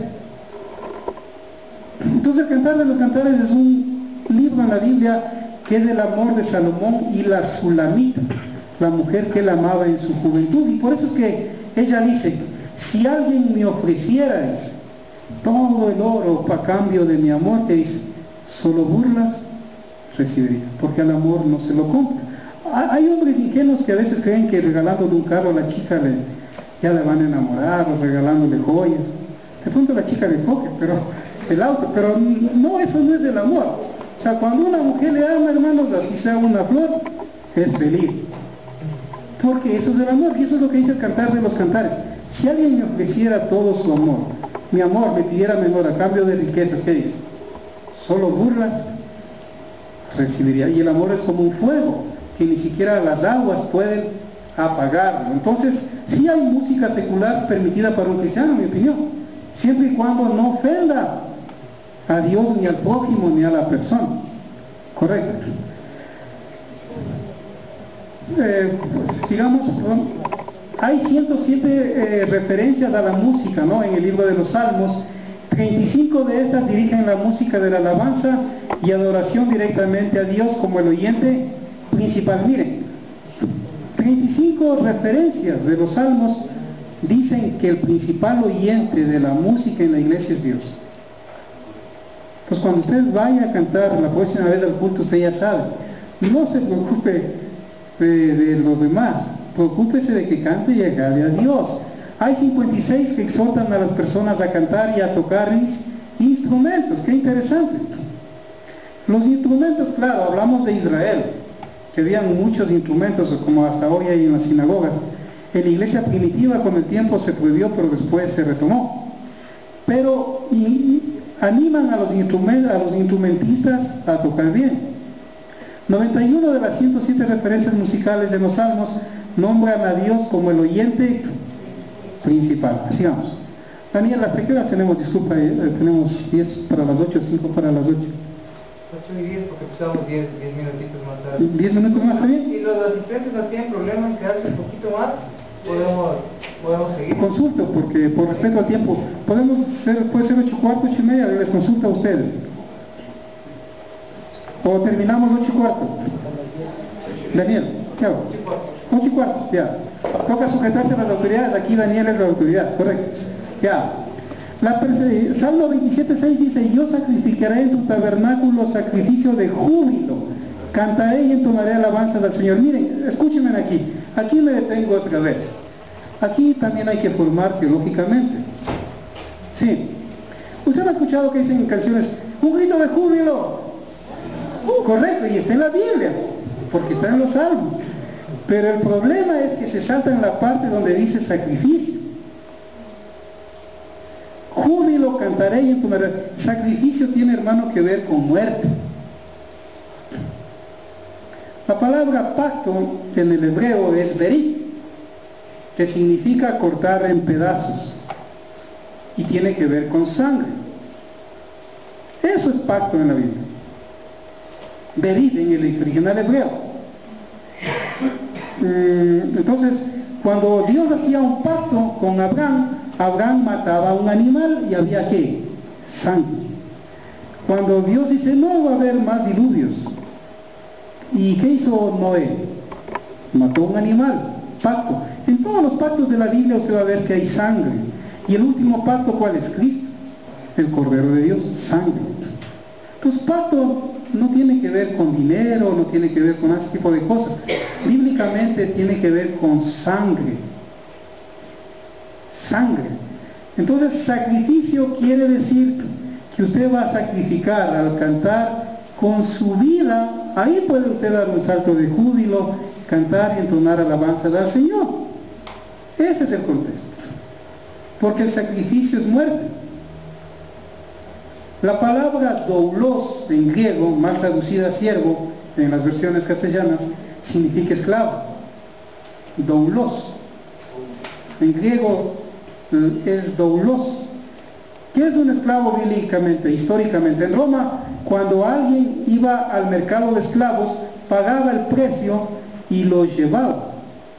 Y ese esclavo tenía que hacer lo que su amo le decía, doulos en el Nuevo Testamento, en el original. Mal traducido siervo en las versiones castellanas.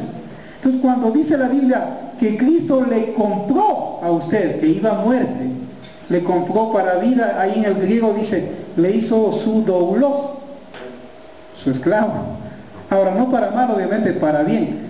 Pero al ser esclavo, usted tiene que morir a su voluntad. Ya no su voluntad, sino la voluntad de Dios. Por eso es que el cuerpo es el que quiere pecar, porque el cuerpo no le gusta. Al cuerpo no le gusta. Si usted dice a veces, Señor, usted tiene miedo de cantar, envíame a mí, le da miedo de imaginarse que de pronto Dios le manda a la China o al África donde hay leones, ¿sí o no? Porque doulos en griego es que usted ya perdió su voluntad porque le pertenece a Cristo. Eso es sacrificio. Entonces cualquiera puede cantar el canto de júbilo, y hasta salta y hace ejercicio y es buenazo para el cuerpo, hasta bajar de peso. Pero el punto es ante Dios. Para que usted ese júbilo le llegue a Dios, tiene que usted morir, es decir, vivir la vida cristiana. La perspectiva del sacrificio, ofrenda musical, pone como énfasis la grandeza de Dios y por ende la calidad de la ofrenda. En este caso, la música. Hay que observar que Levítico 4 repetidamente exige un sacrificio sin defecto. Miren, el músico debe ser un hombre bien preparado en el instrumento y en la voz. Yo sé que todos podemos cantar, pero si nos vamos a la Biblia, dice que cuando buscaron un músico encontraron a David y dijeron, sabe tocar. Aún los instrumentistas aficionados, dice el Pentateuco, eran 4,000 instrumentistas que ensayaban todos los días. Los levitas, los cantores, con todo respeto, yo sé que ahora a muchos se les llama levitas, pero bíblicamente un levita es alguien que tiene la sangre de Leví, de uno de los hijos de Jacob, y eran encargados de la música en el templo, aún tenían sus propios barrios, sus propios sueldos, porque vivían de eso y ensayaban todos los días, exclusivamente los salmos, exclusivamente los salmos. Entonces ellos eran gente que sabían tocar, sabían lo que hacen. A veces en los cultos se comete este error, que de pronto están en el culto y un hermano dice, yo quiero dar un especial, y pasó y cantó desafinado, pero de pronto en el humanismo nuestro dice, no, pero qué chévere, el hermano cantó como pudo. No, bíblicamente tiene que ser una persona que sepa cantar y sepa tocar. O sea, el culto debe estar organizado. Si usted se va a una fiesta pagana, no van músicos improvisados, van músicos que saben.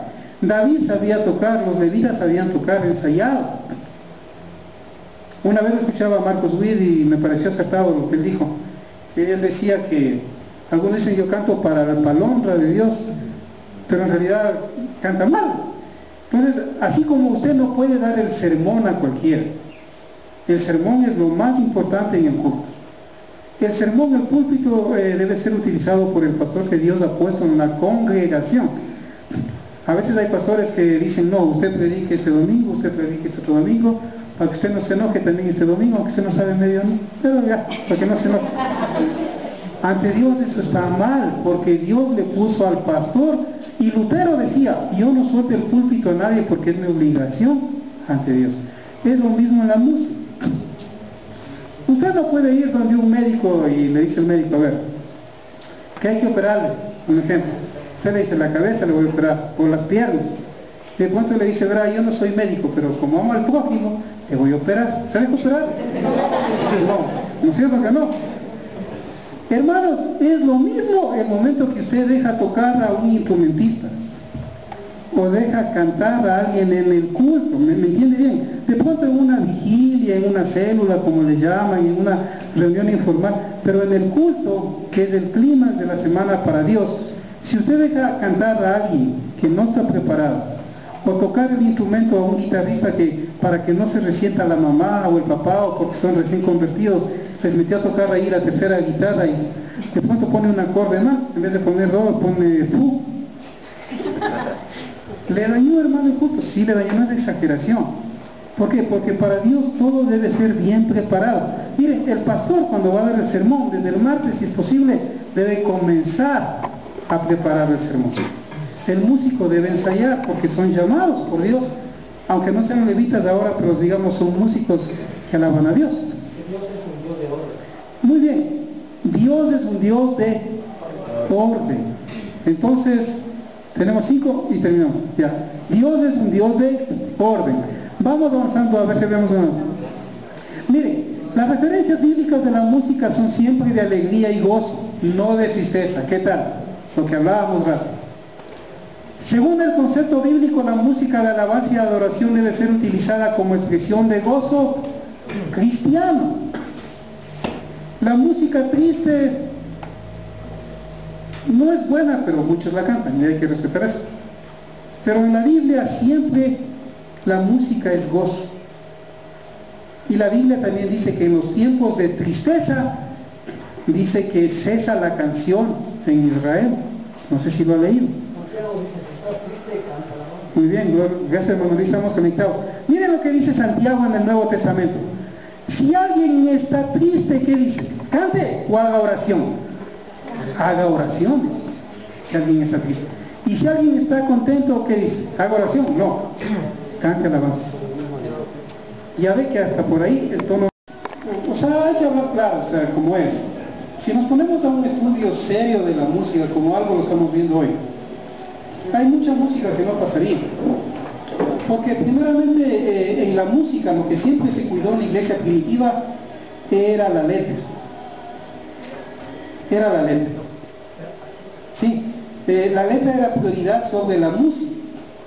A tal punto que en muchas iglesias suspendieron los instrumentos porque justamente decían los instrumentos pueden robar el mensaje que es más importante, que es el texto bíblico. Entonces hoy usted puede escuchar canciones cristianas, por decirlo así, expliquémoslo bien. No es que bíblicamente haya un jarro cristiano, porque a veces dicen voy a comprar un libro cristiano, voy a comprar un jarro cristiano, voy a escuchar música cristiana. Parece raro lo que le digo. Bíblicamente un cristiano es alguien que ha creído en Cristo como Señor y Salvador, hombre o mujer, se haya bautizado y siga al Maestro, al Mesías, a Jesús. Ese es un cristiano. Entonces, no es que haya edificio cristiano, colegio cristiano. Con todo respeto, yo sé que hay iglesias de denominaciones que tienen colegios cristianos, jardín cristiano, escuela cristiana, pero bíblicamente eso no existe. Esos son medios de instrucción secular. Un cristiano es un hombre o mujer que cree en Cristo, eso es todo. Aunque tengamos un nombre de librería cristiana, computadora cristiana, no, panadería cristiana, que muchos lo van poniendo, o sea, concierto, bueno. Ahora mire, claro, ahora el punto es que musicalmente sí había mucho debate, o sea, honestamente. Por eso es que en las aulas de teología hay canciones que no pasan. Porque en las aulas de teología uno ya obviamente va más allá. Hay canciones que no se menciona a Dios, por ejemplo. Y siempre en los salmos o en los himnos, en los cánticos espirituales, tiene que mencionar a Dios. ¿Correcto?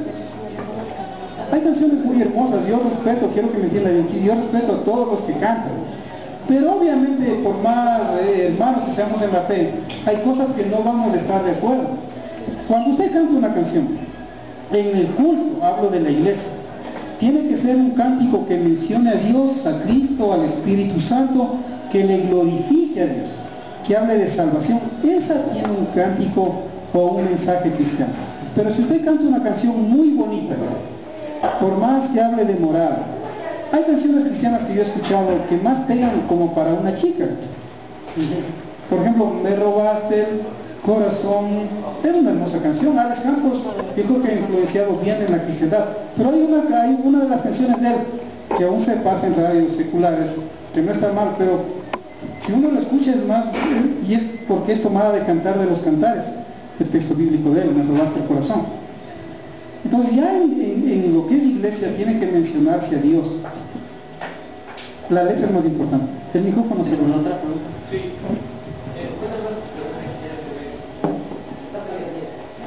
Gracias. El punto en todo esto es que hay cosas que son implícitas dentro de todo esto. Ejemplo, la fe. Yo conozco el caso del cantante René González. Tiene una canción de lo que habla la fe, todo lo que está escrito en el libro. Bueno, está escrito en el Nuevo Testamento acerca de la fe. Entonces, está implícito lo que es Dios, tomándolo a Dios como fe.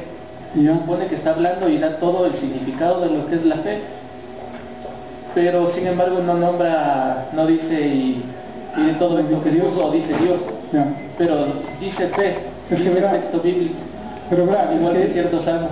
Es que verá, bíblicamente la fe no es Dios. Ese es el punto. Verá, la fe no es Dios. Un pastor lo definió muy bien, Adrián Roger. Él dijo, no ponga su fe en la fe, sino en el que mueve la fe, Dios. Entonces la fe no es Dios. La fe es una virtud teologal. Todo ser humano nace con 3 virtudes teologales, que son fe, esperanza y amor. Fe, esperanza y amor. Son 3 virtudes teologales. La Biblia es bien clara, dice que hasta el diablo cree en Santiago y tiene, pero él no ama a Dios. Por eso es que aún la fe y la esperanza cuando estemos con Dios no van a ser necesarias, porque ya estaremos con Dios. Ahora tenemos fe y esperanza porque esperamos esa fe de vernos con Dios. Pero aquí hay que tener cuidado. La fe no es Dios. Si ven la diferencia, la fe, además, fe en griego es pistis, y en griego pistis da ya en los derivados, da 3 tipos de fe. Entonces el ser que no tiene a Cristo tiene un tipo de fe, que va a coger el bus en Carcelén y va a ir a la Marí. Usted tuvo fe de venir acá, tiene fe de llegar hoy noche a la casa. Pero otro tipo de fe es cuando viene a Cristo. Y otro tipo de fe es cuando usted tiene el don de fe, que es un don que del Espíritu Santo, donde Dios puede hacer milagros a través de usted, que no todos tienen ese don de fe, sino a los que el Espíritu Santo da. Entonces la fe no es Dios, aunque procede de Él. Eso hay que tener cuidado. ¿Cuántos no han escuchado, por ejemplo, esta canción? Si tuvieras fe como un granito de mostaza, ¿qué dice? Eso lo dice el Señor. ¿Qué sigue la letra? Tú le dirías a esa montaña. Ahora yo les pregunto, ¿quién ha movido una montaña? Muéstrame uno. ¿Y por qué la canta? Pero ahí dice, tú le dirías a esa montaña que muévete, muévete. Y la montaña, ya. Muéstrame un cristiano en la historia del cristianismo que haya movido una montaña. Si usted moviera una montaña, Dios sabe que sería ególatra, los medios de comunicación le pasarían en todo el mundo y Dios no comparte su gloria con nadie. Es un hipérbole, es una exageración que Dios utiliza en el texto bíblico para darle importancia de la fe. Pero usted no puede mover una montaña y se canta ese tipo de canciones a veces. ¿Por qué? Porque no tiene, por eso dice la Biblia también, cantaré con el espíritu, pero también cantaré con el entendimiento. ¿Otra pregunta? Sí, bueno, gracias, pastor. Una inquietud más que todo. Bueno, hemos lo que nos ha explicado con respecto a la música y letra, ¿no es cierto? Sí, tenemos más o menos una idea, tenemos una forma de interpretar de acuerdo a eso. Inquietudes, y con respecto a las músicas que son instrumentales, ¿cómo se interpretan? El instrumento. O sea, son instrumentales, porque por ejemplo, como usted explicó con respecto a Beethoven, una sinfonía de él solo es instrumental. Correcto. ¿Y cómo así podríamos interpretar? ¿Cómo se podría Ya, interpretar? verá, la música proviene de Dios, recuerden eso. Mire, usted menciona a Beethoven, él quedó sordo. Y sin embargo la novena sinfonía, el himno a la alegría, es la mejor obra para muchos de él. Y él dice, la música la tengo en mi cabeza y no me puedo escuchar, pero él escribía y escribió. La música instrumental, en mi opinión, de acuerdo a la Biblia, también glorifica a Dios, siempre y cuando tenga armonía y melodía. Es decir, o sea, que sea una música que dé paz al alma. Los grandes músicos primitivos también escribieron música de lo que es instrumental. Es más, San Agustín dijo, entre sus tantas frases muy buenas que tiene, él dijo, ¿quieren saber lo que es un instrumentista, verdaderamente un instrumentista de Dios? Él le enseñaba a los jóvenes, una vez que daba una charla, y él dijo, un instrumentista es aquel que ha practicado y ha llegado a tener armonía con su instrumento para alabar a Dios. Entonces, cuando usted se inspira en su instrumento, lo que es en música, ¿no es cierto? Y hace un solo para Dios o lo que sea, alaba a Dios. Siempre y cuando le dé paz, le dé calma al alma. ¿Al niño? Sí, muy buenas noches, pastor. Quería preguntar si es pecado, es malo escuchar, digamos, cualquier tipo de música. Secular. Sí, o si no, tenemos que tener una lista de ritmos Claro. para escuchar. En realidad la música secular o en el mundo, mientras no ofenda a Dios, al prójimo y a uno mismo, en realidad se puede escuchar. Por eso es que en la Biblia dice que había música para varios eventos, siempre y cuando no ofenda a Dios ni al prójimo, ni a usted como persona, ni le motive a hacer cosas indebidas. Pero si usted escucha música que le va a afectar el alma, el espíritu o el cuerpo, mejor evitar. Sí, muchas veces, digamos, en el diario vivir mismo, en el bus o donde quiera se escucha música secular. Claro, es que mire, usted sube luz, hay música, en todo lado hay música, pues no podemos evitar la música. Ajá. ¿Listo? ¿Alguna pregunta más? Con respecto a la pregunta del hermano, o sea, bueno, a veces se escucha música, pero también justamente llegan las emociones del alma. O sea, por ejemplo, hay música que justamente se escucha, como dice usted, ofende a Dios, ofende al cuerpo, o sea, va al cuerpo. Por ejemplo, vamos a lo que dice Julio Jaramillo, el famoso colombiano que dice que por culpa de un infame a los dos nos maté. ¿Qué estamos ahí? Claro, esa música ya crimen. claro. Entonces esa música para muchos, o sea, en el mundo se pega traguitos y Claro, por ejemplo, hay música que ofende a la mujer. y con esto de Julio Jaramillo, entonces dice, licor bendito, que quitas con las penas. ¿Qué penas va a quitar? Las penas han aprendido a ahogar, a nadar. Más se hace pancho y después al otro día está destruido. Claro. Y el licor no es bendito, como dicen, por la culpa de bendito licor, bendito. No es así. Claro. Cuando el bendito es Dios. O sea, Exacto. es Dios Claro, por eso hablamos, hermano Luis, de que la música debe discernirse, o sea, cantaré con el espíritu otra vez, pero con el entendimiento. Cuando uno escucha, por ejemplo, hay canciones que ofenden a la mujer, culebra venenosa, hay un montón que yo he escuchado, pobres mujeres. No, o que ofenden al hombre, o que ofenden a las leyes. Sí, pues lo que ofende a Dios y todo eso está mal. Hola, que Solo una pregunta, hay gente, más que con la música como tal, es con la actitud que tenemos. Yo conozco muchas personas, teólogas sobre todo, Ya. que discuten el hecho de que uno vaya a un concierto, Marcos Witt, no sé, Rojo, Pescado Vivo, qué sé yo, porque sienten que lo que uno está haciendo es darle gusto al cuerpo.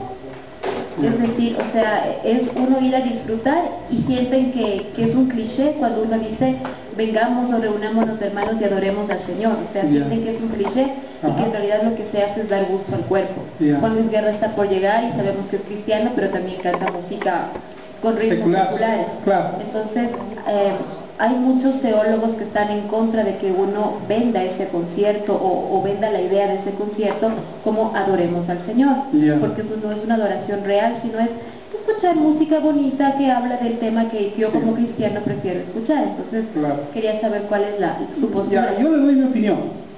Para mí lo importante es la música en el culto, en la iglesia. Para mí, personalmente como Iván López, o sea, lo importante es la música en el culto. Por ejemplo, yo no estoy de acuerdo que en un culto, después de un culto se ponga a cantar a alguien que canta música secular afuera a dar un especial de ese tipo de música. No. Pero yo sí soy de los que considero que el hombre cada hombre y cada mujer es responsable ante Dios de lo que hace con su vida. Y es una actitud entre Dios y la conciencia de uno. En otras palabras, si una persona considera ir a un concierto, en mi opinión, está bien. O sea, no hay por qué juzgarlo porque es su decisión.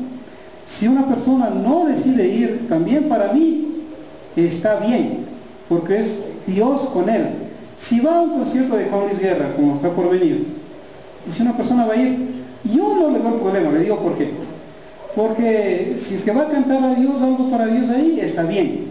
Si va a cantar algo secular, de pronto que no contenga malas letras, porque Juan Luis Guerra canta canciones que tienen sentido aún en el mundo, tampoco le veo lo malo.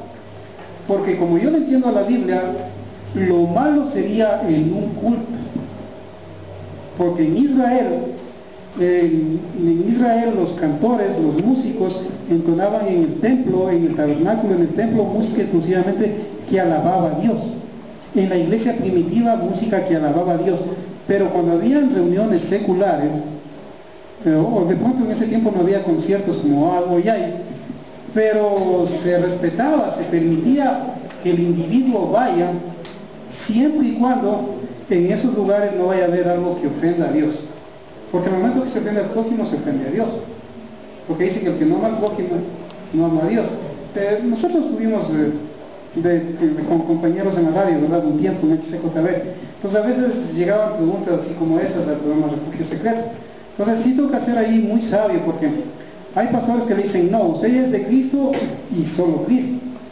Pero uno debe entender que está en el mundo, no es del mundo, pero uno está acá y la Biblia dice, mientras sea posible, llévese bien con todos. Entonces, si viniera un cantante que a mí me gusta de música romántica, un ejemplo, de pronto yo voy, porque veo que las canciones de él no afectan a Dios ni al prójimo. Pero de pronto hay hermanos que lo ven pecado.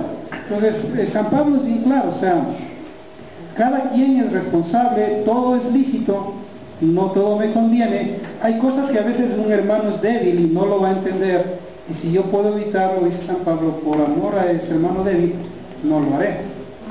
Pero ya en el culto, yo como pastor, por ejemplo, de una iglesia, no lo permitiré. O sea, buenas noches. Sí, buenas noches.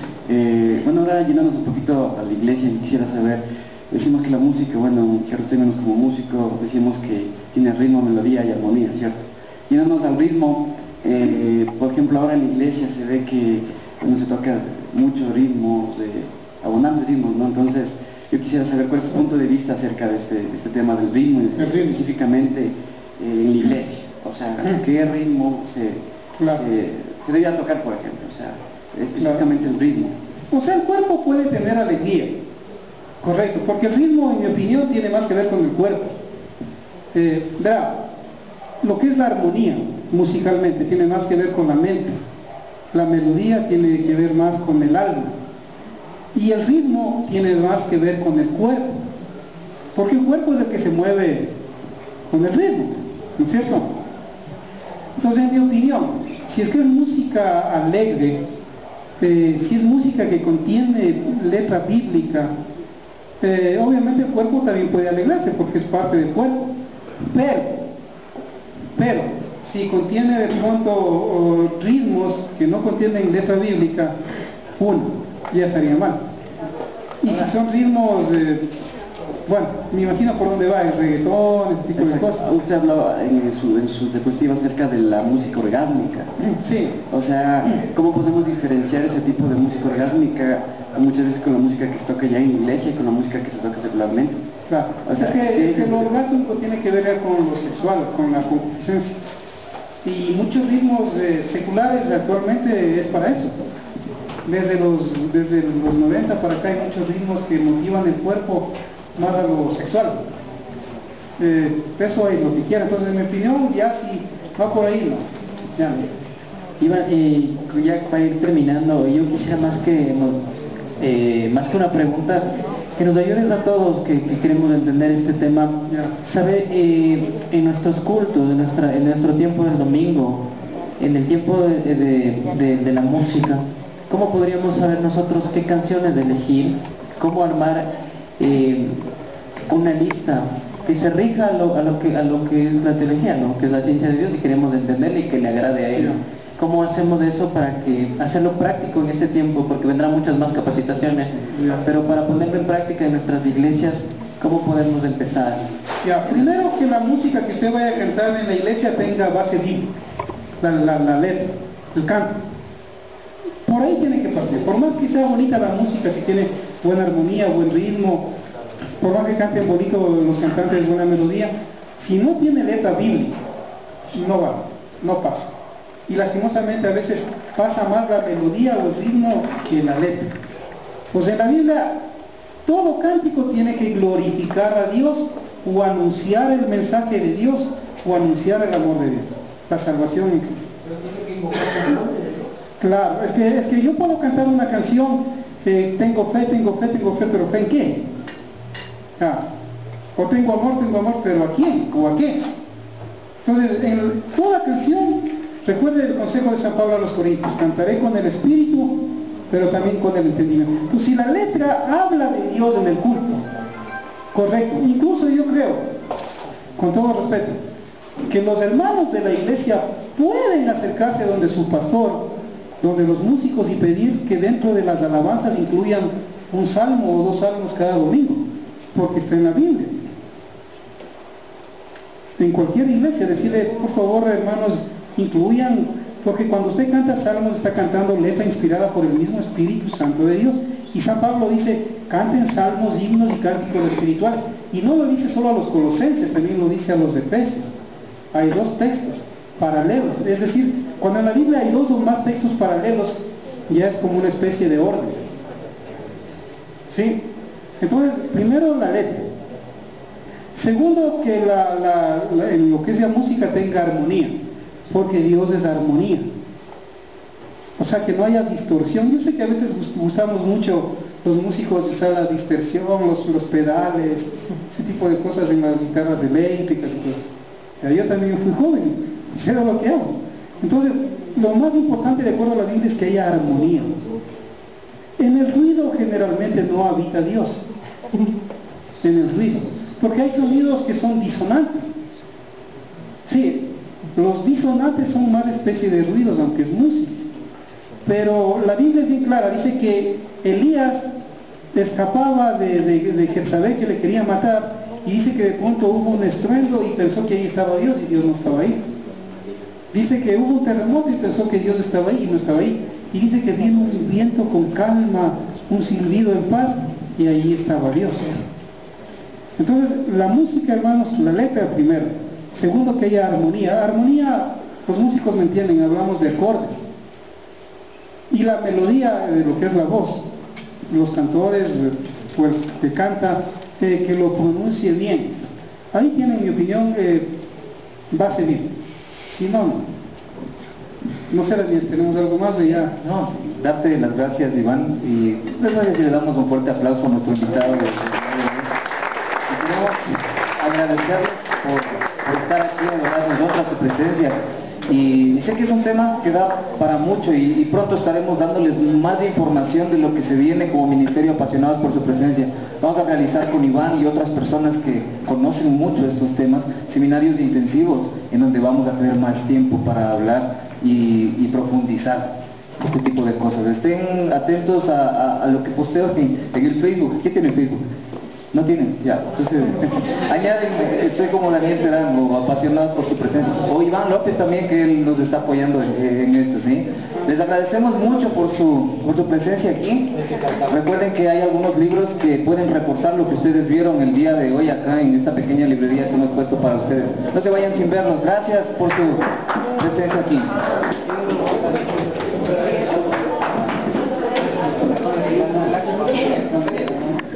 Buenas noches, de verdad es un privilegio para mí poder compartir y dirigirme hacia ustedes en este tiempo. Estamos ya terminando la conferencia de bases teológicas de la adoración.